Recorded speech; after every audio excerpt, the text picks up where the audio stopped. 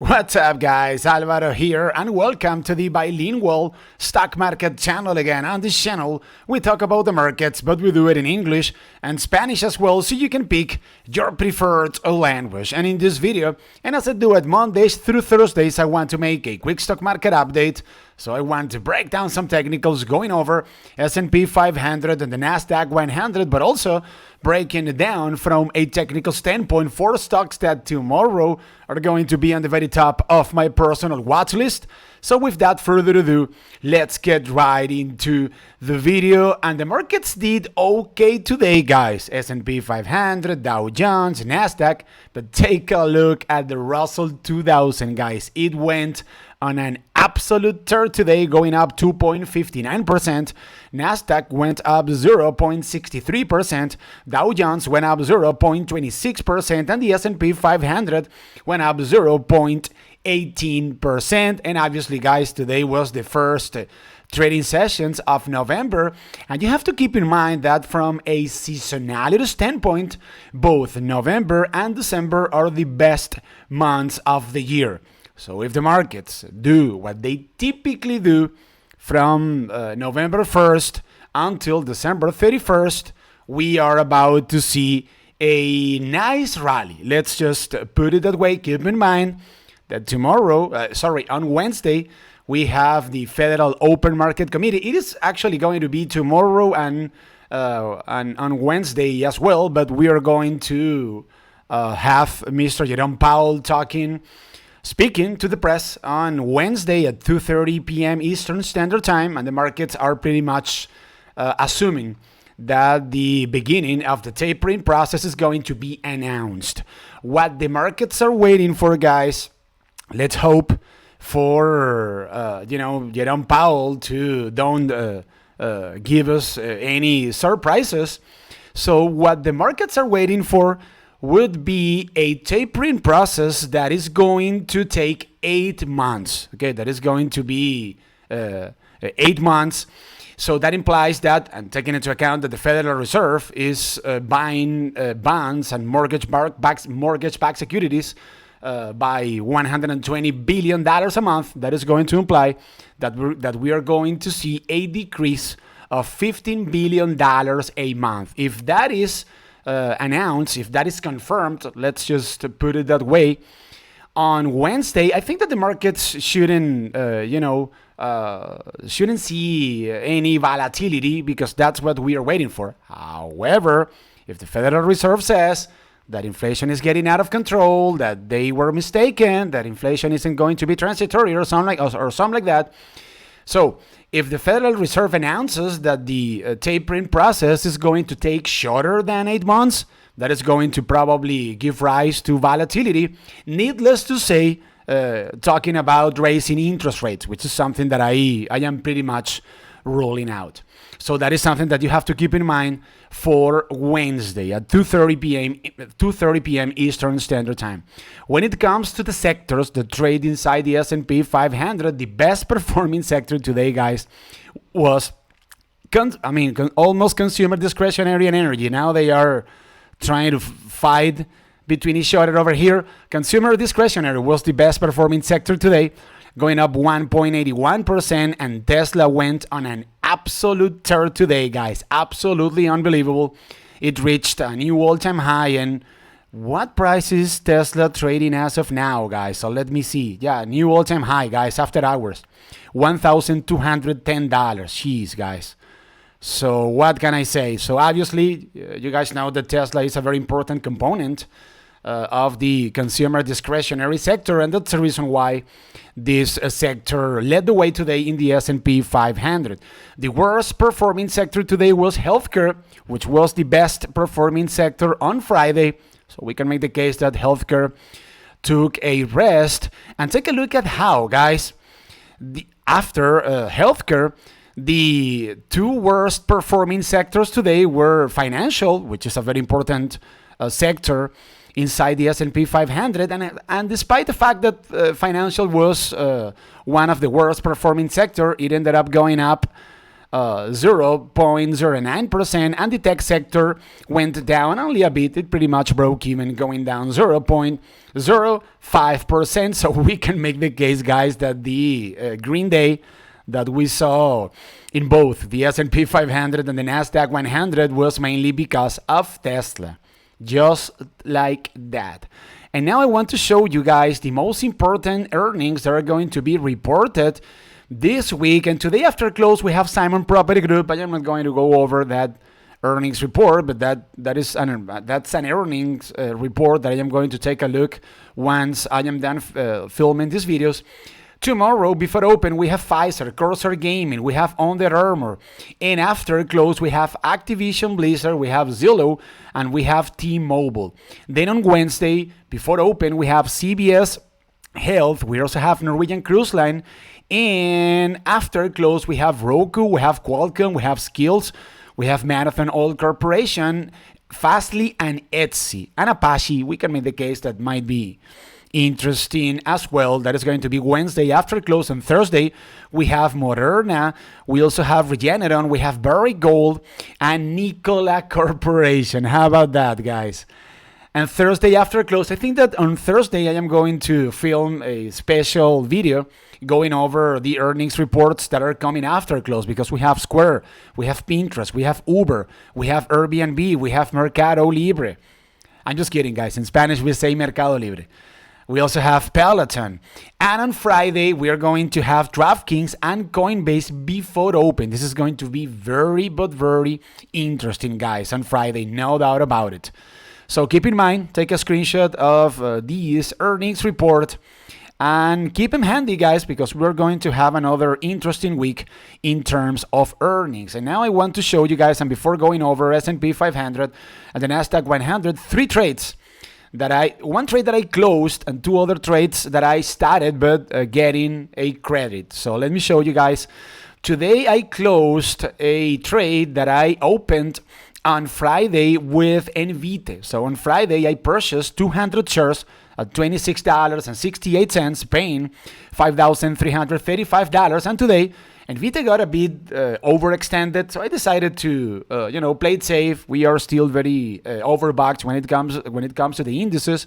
So today I sold my 200 shares at $27.59, and I was paid $5,517. I ended up making over here $182. Nothing crazy, guys. This was a base hit, but remember that those are the ones that are going to put us in the Hall of Fame. And in the case of AMC, guys, I sold a covered call that expires on December 10. Sorry. So this covered call expires on December 10. This is the $50 call, and I was paid $215. I am holding the bag over here. My average price is at $45. So I decided to sell a covered call, guys. I have nothing to lose. If AMC happens to be above $50 by December 10, I am going to be selling my shares with a profit of $500. So that was my second trading and investment portfolio. And in my main trading and investment portfolio, I am also holding the bag. In the case of AMC, as you guys can see over here, I own 100 shares at an average cost of $49.26. So I sold the $55 call that expires on September 17, and I was paid a bit more than this, right? $224. Let me see. Let me double check. I was paid $208, a bit less. So, between these two covered calls that I sold plus the trade that I closed on Envite, I ended up making today $605. I cannot complain about my day in the markets today. Now let's go ahead and take a look at the good old S&P 500, which went up today once again, guys, 0.18%, and it closed today's trading session at 4,613 points, and we have another brand new all-time high in the case of the S&P at 4,620 points. Needless to say, guys, we are very overextended. We are very overbooked. You guys can see how the relative strength index of the S&P is signaling 78 points.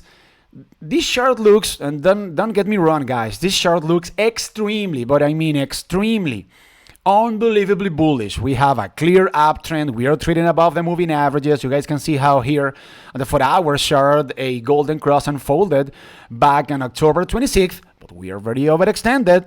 And I would like to see in the upcoming days a retracement to either 45.97, which acted as lower support today and also acted as overhead resistance back on October 26th, or even better, guys, a retracement down to 45.68, a previous area of support back from October 29, and also a previous area of overhead resistance back from this was October 25th. So we are due for a pullback. Everything is going pretty well. We are on a clear uptrend. The bulls are in charge, but we cannot keep on going higher and higher and higher, guys, without seeing at least a decent pullback so the relative strength index of the S&P can come down a bit. And in terms of overhead resistance, guys, you guys already know what I am going to say.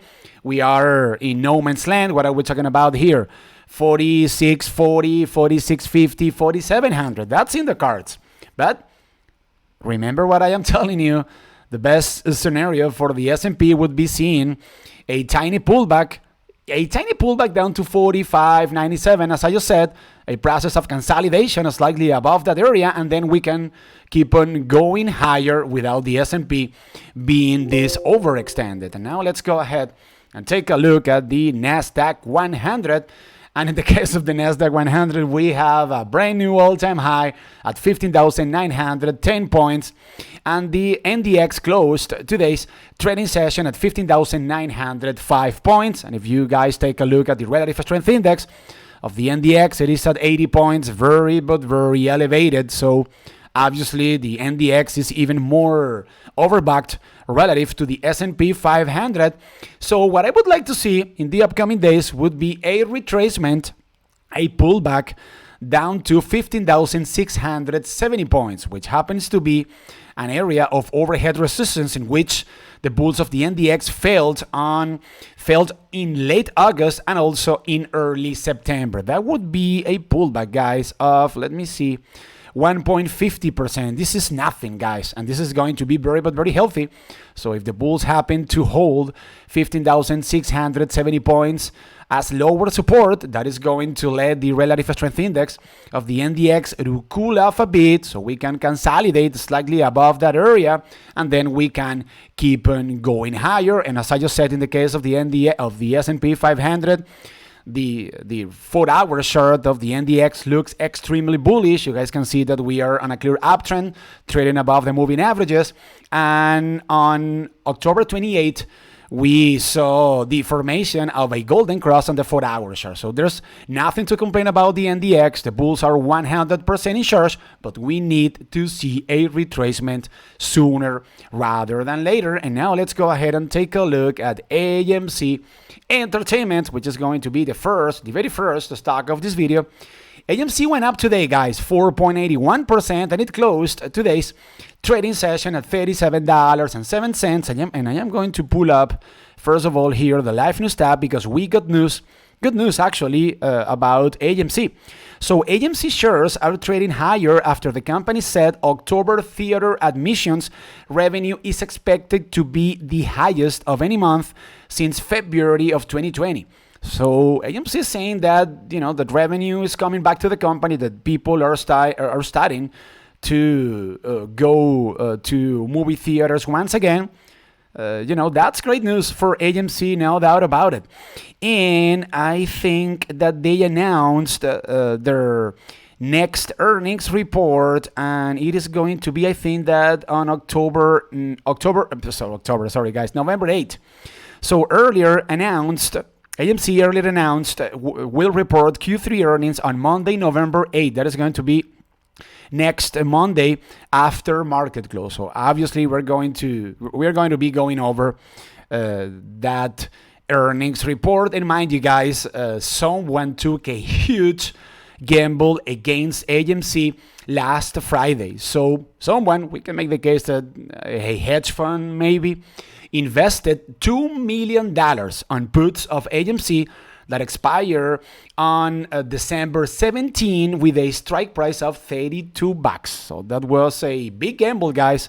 and someone is taking a chance on the fact that AMC is going to be at or $32 or below, at $32 or below $32 by December 17. So we will see what happens with those puts. In the meantime, AMC had a very good day today, guys. And mind you, we have, because as of now, guys, we have had two very important areas of support for AMC.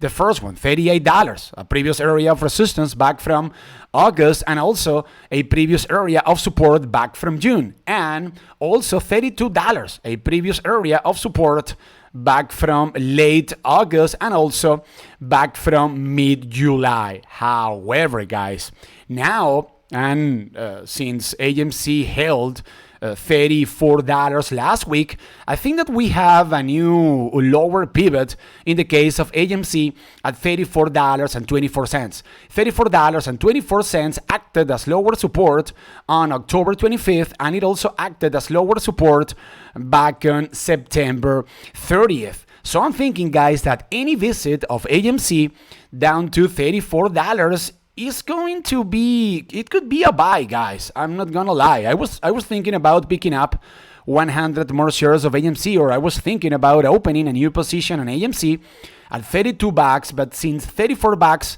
acted as lower support throughout September and October, I think that if AMC happens to pay another visit down to $34, I am going to be picking up some shares. Listen up, guys, from $34 up to $38, another very important area for AMC from a technical standpoint, we are looking at a 8% profit, guys, from $34-ish up to $38.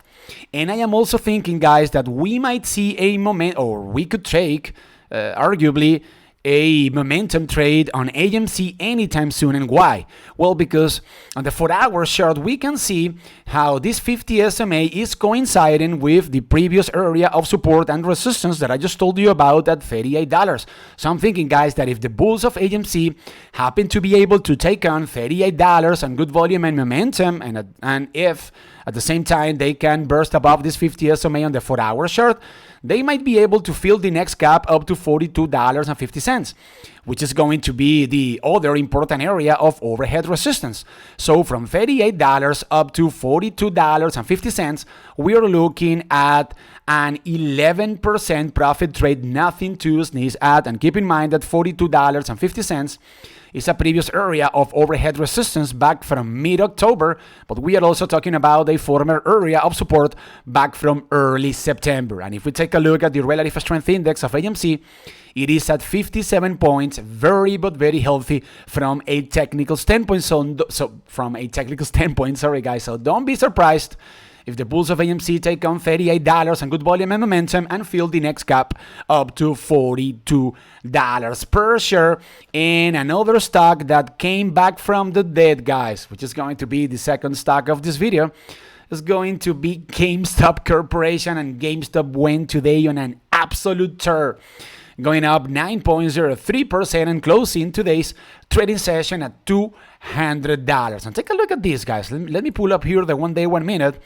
Figure that any of us had bought, let's say, 100 shares of GameStop this morning at $180, guys. And if we had sold out of those shares at $208, we would have made a 14% profit. Jeez. But none of us did it, right? We didn't have a crystal ball. So, in technical terms, guys, AMC seems to be reversing this horrible downtrend that we have been seeing since late August. However, something that is worth pointing out over here is the relative strength index of GameStop. It is at 74 points. So I'm thinking, guys, that $200 is a very important area in technical terms. Let's just put it that way. And why? Well, because $200 already acted as support for GameStop back on June 21st, but we're also talking about a former area of resistance back from April, March, and also back from February. So I'm thinking, guys, that since GameStop is a bit overbacked because we can see the relative strength index at 74 points. I'm thinking that if tomorrow or in the course of the next 2 trading sessions, the apes of GameStop start to consolidate slightly above $200, which should provide a good support because we are talking about an important former area of support and resistance.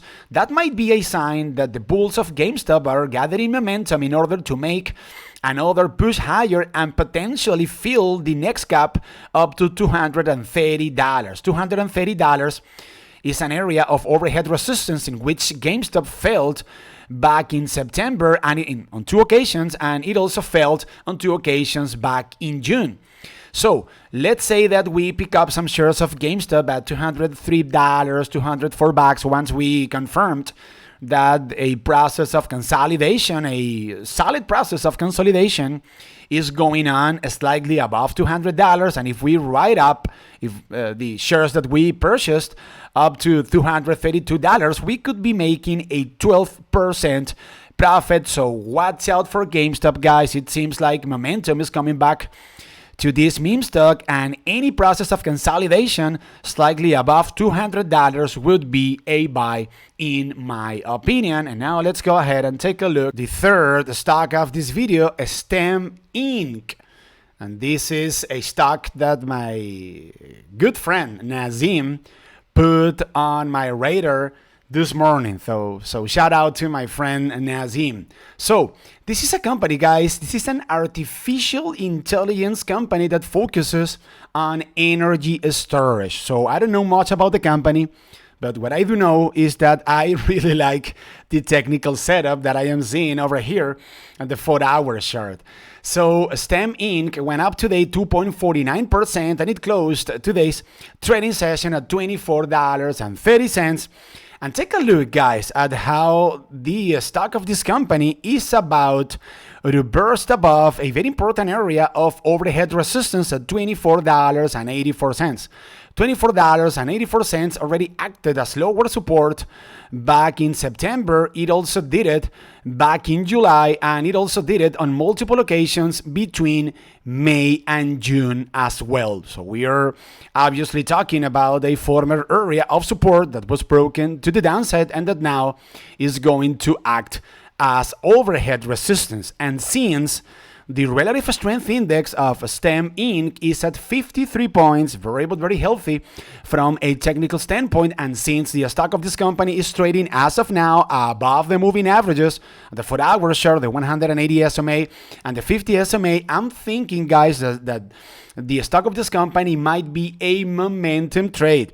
So I am going to keep a close watch on STEM Inc. like a hawk, because the second the bulls of the stock of this company burst above $24.80 and good volume and momentum, I am going to be picking up probably 200 or 300 shares of this stock, in which case my price target is going to be the next important area of overhead resistance for STEM Inc. at $29.32, which happens to be a former area of overhead resistance back from early August and also back from early March.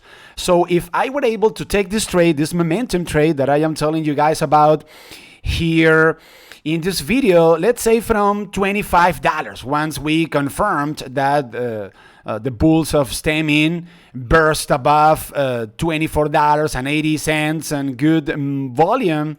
And if we sell out of our shares, let's say from $25-ish up to $29.32, we're looking at a 13% profit. This would be nothing to sneeze at. So keep a close watch on the stock of this company, guys. Remember the trade on Accugen that I called out in the video that we posted last Thursday? It makes me remember the technical setup that I am seeing over here, because we are talking about a stock that is about to burst above an important area of overhead resistance, and the relative strength index shows that we could see this next gap being filled sooner rather than later, up to almost $30, $29.50 each. And the last stock of this video is going to be Vertex Energy, ticker symbol VT and VTNR. And in the case of Vertex Energy, the stock of this company went up today 4.29%, and it closed today's trading session at $5.10. And let me show you guys, because I didn't do a deep research work about Vertex Energy. So I want to read for you guys what this company is about. So let me pull up here Robinhood. So, Vertex Energy engages in the recycle of industrial waste streams and of specification commercial chemical products.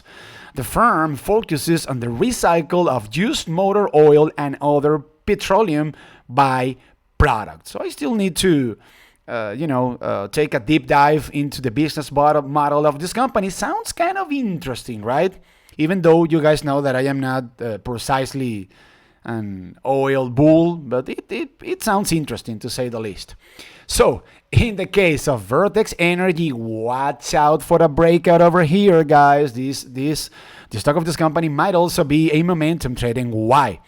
Well, because as of now, the bulls of Vertex are about to make a test of an important area of overhead resistance at $5.55. $5.55 is a previous area of overhead resistance in which the bulls of the stock of this company felt on October 12th, that coincides with this 180 SMA on the 4-hour chart. So obviously, guys, and since the stock of this company is holding this 50 SMA as lower support at $4.83, I'm thinking that if the bulls of Vertex can take on this $5.56 area along with this 180 SMA on the 4-hour chart, they are going to gain traction, and by doing so, they are going to be able to fill the next gap up to $6.32. $6.32 happens to be a former area of overhead resistance back from early October and also back from late September. So if I were able to take this trade the way that I am describing it, this momentum trade from $5.56 up to $6.36, we are looking at a 12% profit. And take a look at the relative strength index of Vertex Energy. It is at 59 points. Very, but very healthy from a technical standpoint. So I'm thinking, guys, I really believe that if the bulls of the stock of this company burst above $5.50, they are going to give us a momentum trade up to $6.40. So keep a close watch on Vertex Energy. And with VT and R, I am going to wrap up the video. Thank you very much for your attention, and thank you very much for hanging out with me once again. Remember, and keep in mind, guys, that here on the Bilingual Stock Market channel, we are posting stock market update videos Mondays through Thursdays, 3 or 4 hours after the market closes. So if you want to get all of the notifications of all of our videos in a timely manner, you have to be subscribed to this channel, but you also need to activate the notification bell right up there. Follow us on Instagram as well, guys, at Bilingual Stock Market. And remember that this is the Bilingual Stock Market channel, the YouTube channel in which we talk about the markets, but we do it in English and Spanish as well, so you can pick your preferred language. But most importantly, this is the YouTube channel in which we know that the wonderful world of Wall Street is not for geniuses, it is for entrepreneurs just like you guys and myself. My name is Alvaro, and I will see you guys tomorrow once again 3 or 4 hours after the market closes. Peace out.